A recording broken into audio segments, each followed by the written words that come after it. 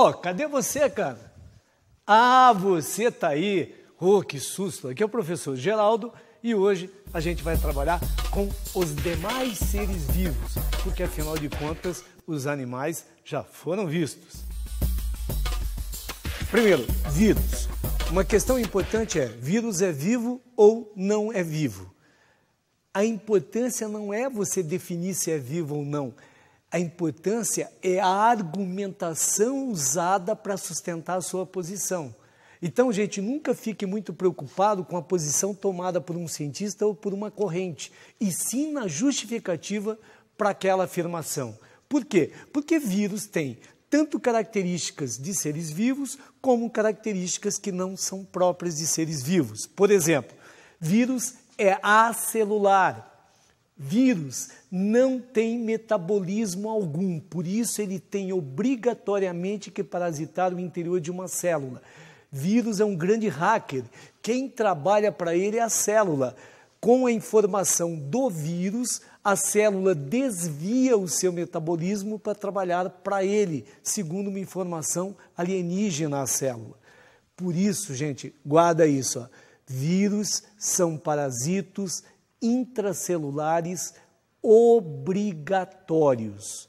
Fora das células, os vírus sofrem cristalização. Além disso, sofrem mutações, ó, característica de ser vivo. Podem sofrer o processo de reprodução, característica também de ser vivo. E a estrutura? Você lembra? É um cristalzinho fora da célula. O que o vírus tem? Uma cápsula de proteína chamada capsídeo e um ácido nucleico. Esse ácido nucleico pode ser DNA ou RNA. Cuidado, porque é uma questãozinha complicada. É uma diferença entre vírus e célula. Célula, ao mesmo tempo, tem DNA e RNA. Já o vírus não. Ou é DNA vírus ou RNA vírus. Você tem que saber o aspecto visual de dois vírus. Esse que aparece aqui na sua tela. Esse é o bacteriófago, é um vírus que parasita a bactéria. Você observa que ele tem aqui a cápsula contendo filamento de DNA, tem um corpo para exatamente fixar na célula. Ele pousa na célula e injeta apenas o DNA. O outro vírus que você tem que saber é o vírus da AIDS, que a gente já vai comentar na sequência. Portanto, lembra bem do bacteriófago, a cápsula, a cauda, onde ele pousa na célula. Agora a gente aproveita e observa o esquema de reprodução de um bacteriófago. O bacteriófago apresenta dois ciclos, ou ciclo lítico ou ciclo lisogênico. O que é um, que é outro. Às vezes, e é muito comum, em sala de aula, quando se fala nos dois ciclos, o aluno pensa que serve para qualquer vírus. Não, esse ciclo é do bacteriófago. Então veja aqui, ó, ciclo lítico. O vírus invade a célula, aqui é a bactéria, sempre esse retângulo é a bactéria, já que ele é um bacteriófago. A bactéria reproduz o vírus. Ela produz primeiro as proteínas do vírus, reproduz o material genético do vírus e depois monta os novos vírus. Por isso que a gente diz que a reprodução do vírus ocorre por montagem. Neste caso, a lise da bactéria no final, quer dizer, ela rompe, morre e libera os novos vírions. A partícula viral fora da célula é chamada vírion, a cápsula contendo o ácido nucleico, nesse caso o DNA. A outra possibilidade é o ciclo lisogênico. Você observa aqui que a projeção do material genético do vírus, ele se solda ao material genético da bactéria e, nesse caso, não é ativado. O resultado dessa bactéria, ao fazer cisciparidade, ao dividir, vai passar essa informação para as células filhas. E assim, gerações e gerações de bactérias poderão ter o material genético do vírus. No entanto, quando ele for ativado, o ciclo lítico acontecerá e a bactéria vai morrer. O que você está observando na tela agora é o famoso vírus da AIDS, o HIV. Veja, ele é um RNA vírus. Então, o que é que eu tenho que saber? Ele tem um capsídeo, só que ele carrega consigo um envelope externo que, na verdade, é um pedaço da membrana da célula de onde ele saiu. Por isso, sempre vai aparecer esse envelope externo. Aqui são proteínas integrais da membrana, aqui está a camada, a bicamada lipídica. No interior, você observa 2 filamentozinhos. São 2 moléculas de RNA. E essas bolinhas que vão aparecer, o esquema é sempre esse no vestibular, corresponde à molécula da transcriptase reversa. Essa molécula é que permite com que a célula produza, a partir do RNA viral, o DNA. E a partir desse DNA, o comando para toda a reprodução do vírus da AIDS. E por último, você tem que guardar quais são as principais doenças provocadas por vírus. Varíola, febre amarela, nós comentamos, importantíssimo para todo o vestibular do Brasil, sarampo, sempre uma boa pedida, poliomielite, raiva, as encefalites virais todas, cachumba, gripe, a importância da vacinação contra a gripe na terceira idade, as hepatites infecciosas, a AIDS sempre é uma boa pedida para vestibular, a dengue, que é importantíssimo em termos de vestibular, o pessoal está sempre comentando, o Brasil abriu uma guerra contra a dengue, e a rubéola, lembrar sempre da questão da rubéola congênita. Reino Monera, feito de quem? Bactérias, cianobactérias, ou as antigas algas azuis oceanofísias. Características fundamentais do reino Monera, são todos unicelulares e procariontes, é o único reino formado por indivíduos ou por células procariontes. Primeiras bactérias. Ai, como são divididas as bactérias? 2 grupos. As arqueobactérias e as eubactérias. As arqueobactérias, o nome parece que são bactérias mais antigas, as mais primitivas. Na verdade, não é nada disso, mas são bactérias adaptadas às condições piores que você possa imaginar. Condições altamente inóspitas, observe halófitas, ambientes com alto teor de sal, termoacidófilos. Você imagina, tem bactéria vivendo em boca de vulcão a 90 graus. Aliás, graças a enzimas dessas bactérias termoacidófilas é que é possível fazer o teste do DNA hoje para poder reproduzir esse DNA em laboratório. Olha que coisa legal. E metanogênicas. As metanogênicas, muito utilizadas atualmente em biodigestores e usinas de compostagem para degradação do lixo e produção de metano. Vamos dar uma olhadinha rápida nas eubactérias. Olha a estrutura típica de uma eubactéria. Cara, onde quer que você vá fazer vestibular, com a eubactéria, o esquema é esse que você observa na tela. Atenção, rapidamente. Existe uma parede celular, algumas bactérias podem ter uma cápsula que protege mais ou não. Esta parede celular é importantíssima, é de peptidoglicano, açúcar mais aminoácidos. Lembra para diferenciar da parede celular do fungo e das células de vegetais. Aqui é de peptidoglicano, é importante isso. Depois você tem a membrana plasmática, como qualquer outra membrana, o esquema mosaico fluido, você tem o citoplasma, lembra que não há núcleo diferenciado, logo não tem carioteca. Um dado interessantíssimo, observe aqui que aparece o filamento de DNA. O DNA da bactéria é uma molécula circular presa a uma invaginação de membrana chamada mesossomo. Mesossomo é uma estrutura exclusiva de bactéria, por isso cai muito. Falou mesossomo, você já sabe que é bactéria. Agora, cuidado, as bactérias que têm respiração aeróbica apresentam as enzimas respiratórias aderidas à membrana e também nos mesossomos. Há autores que dizem que os mesossomos são as mitocôndrias bacterianas. É claro que não tem mitocôndria, é só para fazer uma alusão, uma analogia à função mitocondrial, que é a respiração celular. Aí você tem o citossol, como qualquer célula, esses pontinhos escuros que vão aparecer ao longo do citossol são os ribossomos. Realce, a única estrutura citoplasmática são os ribossomos, função síntese de proteínas. Há também a presença dessas estruturas circulares aqui, ó, são os plasmídios. Guarde esse nome, plasmídio é um DNA extra. Ele não tem uma função vital para a bactéria, mas ele ajuda a bactéria a sobreviver. Por exemplo, genes que permitem às bactérias serem resistentes a antibióticos aparecem nos plasmídios. Algumas bactérias apresentam flagelo, e aqui é importante observar, não é flagelo igualzinho ao de célula eucarionte. Aqui é um filamento de proteína no interior de um rotor móvel. Só, não é igual ao flagelo da célula eucarionte.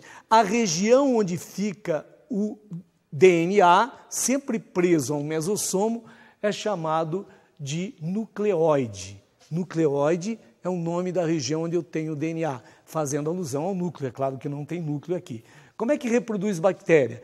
Por cisciparidade ou divisão binária. Uma bactéria simplesmente divide em duas. Essa é a principal forma de reprodução da bactéria, chamada cisciparidade, repito, e é um processo assexuado.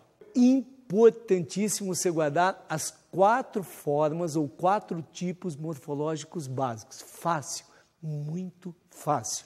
Ou a bactéria é esférica, se ela for esférica a gente chama de cocos. Ou ela parece um bastãozinho, como a Escherichia coli. Se for um bastãozinho, bacilo. Se parecer uma vírgula, vibrião. Você lembra quando o pessoal refere ao cólera e fala vibrião colérico? Ou parece uma espiralzinha e a gente chama de espirilo. Portanto, ó, cocos, bacilo, vibrião e espirilo. Legal, né? Bem tranquilo. A nutrição. Ora, as bactérias podem ser autótrofas. Se forem autótrofas, ou farão quimiossíntese ou fotossíntese. Só quero que você guarde o seguinte: bactéria que faz fotossíntese não libera O2. Por quê? Porque a fonte de hidrogênio não é a água, é um outro composto, por exemplo, H2S. Existem bactérias heterótrofas. Sendo heterótrofas, por exemplo, podem ser saprofágicas. Sapro, o que é isso? Saprofágica fazem a decomposição da matéria. Lembra que bactérias e fungos são decompositores. Ou podem ser parasitas, por exemplo. Quanto à respiração, elas podem ser aeróbicas, observe a tela, aeróbicas, anaeróbicas, estritas, quer dizer, só vivem em ambientes sem oxigênio, são as mais perigosas, as patogênicas e maior agressividade para a gente, ou anaeróbicas facultativas, isto é, faz fermentação. Se tiver oxigênio, tudo bem. Se não tiver oxigênio, aí faz respiração anaeróbica.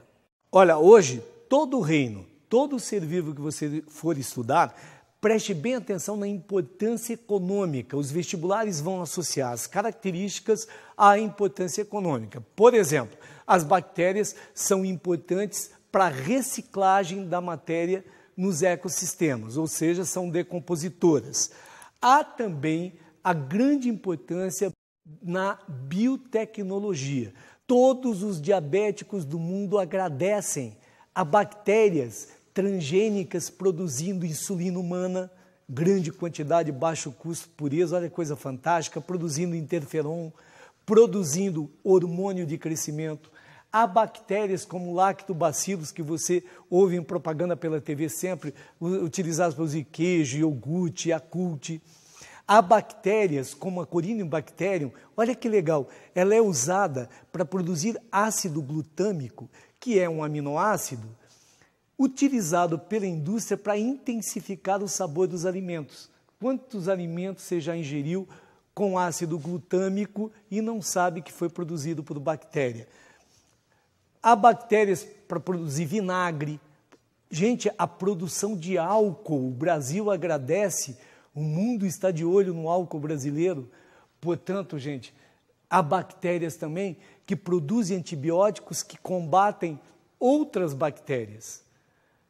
Assim, eu quero que você observe aí nos seus livros e faça uma relaçãozinha da importância econômica de bactérias, porque é muito legal e vai preparar você não só para a prova, como vai tornar você um admirador das bactérias, que são os seres mais fantásticos que a natureza já produziu. Algumas doencinhas de bactérias. Nós já falamos isso em outra aula. Ó. Botulismo, gangrena gasosa, nunca caiu em vestibular. Tétano, cai bastante. Febre tifoide, gastroenterite, disenteria, pneumonia, intoxicação, ó, gonorreia, importante. Coqueluche, importante. Tuberculose, importante. Sífilis, cólera e a meningite. Só escute o seguinte. Há aquelas doenças que nós já comentamos, sempre cobradas em vestibular nas suas características. E há aquelas doenças apenas relacionadas para você observar se são feitas ou por bactérias, ou por vírus, ou por protozoários, ou por vermes. Próximo reino, protista, unicelulares e eucariontes. Só tome cuidado que, tradicionalmente, o reino protista incluía protozoários e algas inferiores, euglenofícias, crisófitas e pirrófitas. Estas algas, chamadas de algas inferiores. As superiores, clorofícias, rodofícias e feofícias, eram classificadas no reino plante, lá das plantas. No entanto, há uma tendência de autores no vestibular atualmente, em juntar todas as algas, ou no reino protista ou fora dele. Por isso, já caiu em Brasília reino protista como sendo formado por seres unicelulares ou pluricelulares. Neste caso, inclui alga superior. Mas a gente vai separar. Dificilmente algum vestibular vai entrar nesse tipo de atrito. Vai cobrar protozoário ou cobrar alga separadamente, algumas das questões importantes sobre algas. Tudo bem? Vamos lá. Alguma característica de protozoário, portanto. Gente, protozoário é formado por uma célula eucarionte. Se perguntar qual é a constituição de protozoário, então, é membrana, citoplasma e núcleo. Só que tem mais um detalhe. Membrana, citoplasma, núcleo e organelas. Estas organelas não são as organelas citoplasmáticas. São adaptações da célula para executar muito além da função de célula, a função do próprio organismo. Imagina, essa célula é altamente complexa, não é tão simples quanto a gente imagina, porque além de célula, ela é o próprio organismo. Assim, há organelas de locomoção, de nutrição, de excreção, de fixação, de sustentação. No entanto, as mais importantes são as organelas de locomoção. Por quê? Porque representam caráter sistemático de protozoário. O que é isso? Sistemática é classificação. É aquela característica usada para classificar o grupo. Logo, repetindo, o caráter sistemático de protozoários são as organelas de locomoção. Pseudópodos, cílios, flagelos ou sem organelas de locomoção, numa das classes altamente especializada no parasitismo. Formas de vida. Normalmente os protozoários são de vida livre e aquáticos, não fazem mal para ninguém. Mas há aqueles protozoários que se associam a outros organismos. Por exemplo, sendo parasitos ou comensais. No intestino de vertebrados tem vários protozoários comensais. O que é isso? Utilizam os restos de alimentos sem causarem mal algum. Há protozoários mutualísticos, como aquele protozoário que vive lá no tubo digestivo do cupim ou da barata, digerindo a celulose para eles, já que nenhum animal tem celulase, a enzima que digere celulose, por exemplo. Alguns dados importantes, vejam, o que o vestibular quer de você. Primeiro, protozoários de interesse médico. Nós já comentamos as principais doenças e eu vou chamar a atenção sua de novo para isso. O que é que você vai ter que procurar? Agora vejam, radiolários e foraminíferos são protozoários que deram origem ao petróleo. Então veja, esses protozoários sob pressão durante muito tempo originaram o que a gente chama hoje de petróleo. portanto, uma importância econômica muito grande, sim, a existência desses protozoários. Vamos ver a classificação? Você já sabe que ela é feita em cima das organelas de locomoção. Olha, a primeira classe, Rhizopoda ou Sarcodina. Até é importante aqui, porque quando o pessoal fala do protozoário parasita, pergunta a que classe pertence. São aqueles que têm pseudópodos para locomover e para angariar alimento. Sarcodina vem de sarques, do grego, quer dizer carne. Olha que legal. Quem descreveu a ameba achou que parecia um bolinho de carne, por isso chamou sarcodina. Há um parasita humano importante, a Entamoeba histolítica, que parasita o intestino e causa a disenteria amebiana. É importante para vestibular, no entanto, todo mundo que tem uma amebíase procura um médico, porque a disenteria amebiana, cara, é violenta. O indivíduo senta e tem a nítida sensação de que está se diluindo, além da dor no intestino. Aí ele procura um médico, é claro.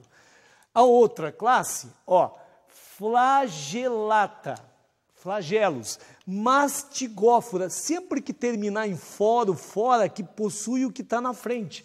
Possui mastigo? Não, cara, vem de mastix, que quer dizer chicote. Flagelo, tem flagelo. Portanto, todos eles têm flagelos. Aqui você tem os principais parasitos humanos dentre os protozoários. Você tem o causador da doença de Chagas, o Trypanosoma cruzi, o que está na telinha, Trichomonas vaginalis, DST. Você tem a leishmania, portanto, parasitos importantes. Classe ciliata. Aqui estão os protozoários bonachões, cílios. O exemplo clássico é o paramécio.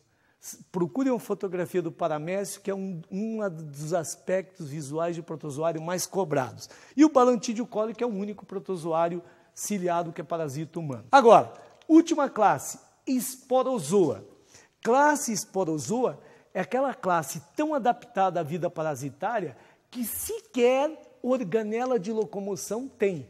E há dois parasitos interessantes. Um é carro-chefe de todos os vestibulares do Brasil.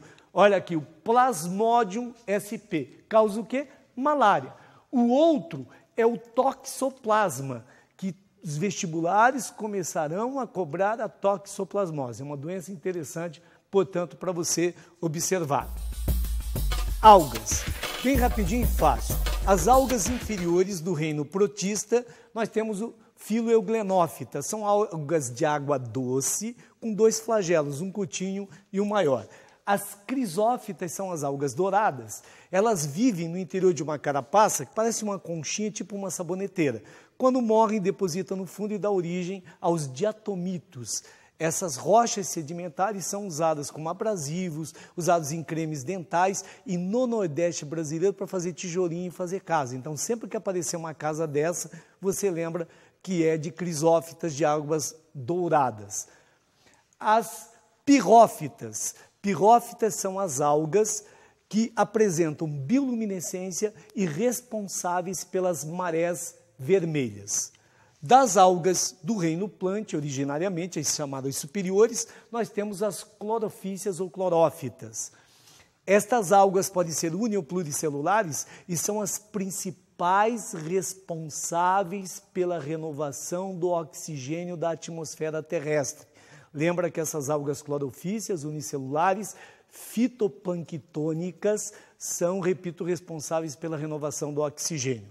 Ainda temos as feófitas ou algas pardas e as rodofícias, rodófitas ou algas vermelhas. São algas que têm uma importância econômica grande e, olha, vou deixar para você procurar em casa, que é um exercício fantástico, inclusive utilizadas na indústria, produção de sorvetes, na culinária japonesa. Procure que você vai adorar. E agora, meu camaradinha, reino fungos, seres fantásticos, fungos e cogumelos. Normalmente, o pessoal sempre cobra a comparação para ver se fungo é mais parecido com planta ou mais parecido com animal. Aí vão algumas características fundamentais de fungos que você tem que saber. A parede celular é de quitina, e quitina tem artrópodos que são animais. O material de reserva do fungo é glicogênio, como nos animais. Lá nas plantas é o amido. Os fungos são todos heterótrofos por absorção.